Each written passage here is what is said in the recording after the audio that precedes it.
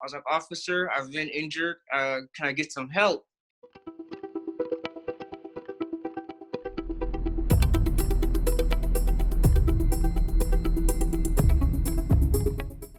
We showed up very peacefully. We showed up very educational, trying to enlighten the cops on what they're doing. I was walking and then I see a water bottle get thrown at the officers.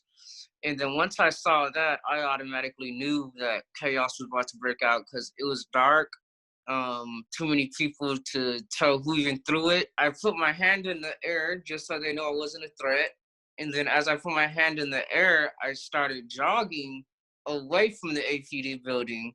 I took about 2 or 3 steps, and the next thing I know, I felt impact to my jaw. And then I dropped to the floor for about 2 seconds, and then I saw a young woman screaming. So I don't know why instinct took over, and I ran towards her, and I grabbed the woman to get her out of danger. So I ran and I was like, come with me, come with me. And then so she looks at me, she's like, you're the one that's been shot. And I was like, are you serious? She's like, yeah, you've been shot in the face. I took my mask off and then blood just started coming out of my mouth. Then I just like gushing a bunch of blood out. My phone was dead and I didn't know anyone around.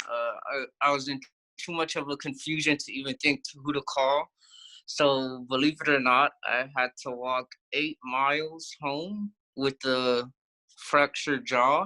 I got about 3 miles into the walk, and then I saw a couple police officers at the stop sign. And I went up to their car with my hands up. I was like, officer, I've been injured. Can I get some help? And he told me, no, I can't help you. We got to go shut down the highway. And he just drove off. So as I was walking, I just felt my jaw just getting bigger and bigger. But I knew if I stopped, it was just going to get worse and I wouldn't be able to make it home just due to the pain. I ended up making it home around 1:30 in the morning. And then I took some ibuprofen, cleaned my mouth out, and then I drove to the hospital. They really said they'd never seen a face get swollen how mine was. They thought I was in some kind of car accident. I had 3 different injuries inside my mouth at the same time. I just kept thinking, what if it was a real bullet? What if it hit me in the throat, the eye? I've always been cautious of the police. In elementary school, there was a neighborhood, it was a local barber in my neighborhood, and he was shot innocently by the cops while he was in handcuffs. So that was the first time I've ever witnessed someone being unlawfully killed by the police. But I just knew that the system wasn't meant for people like me.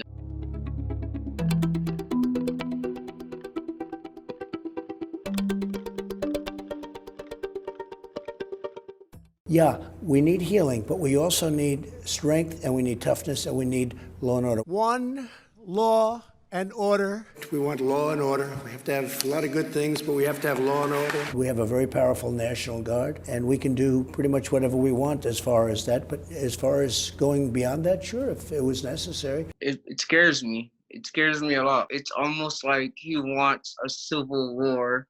Some people just aren't strong-minded enough to think on their own, so they're going to just go based off what the president's saying. So he's saying it's dangerous and chaotic out there.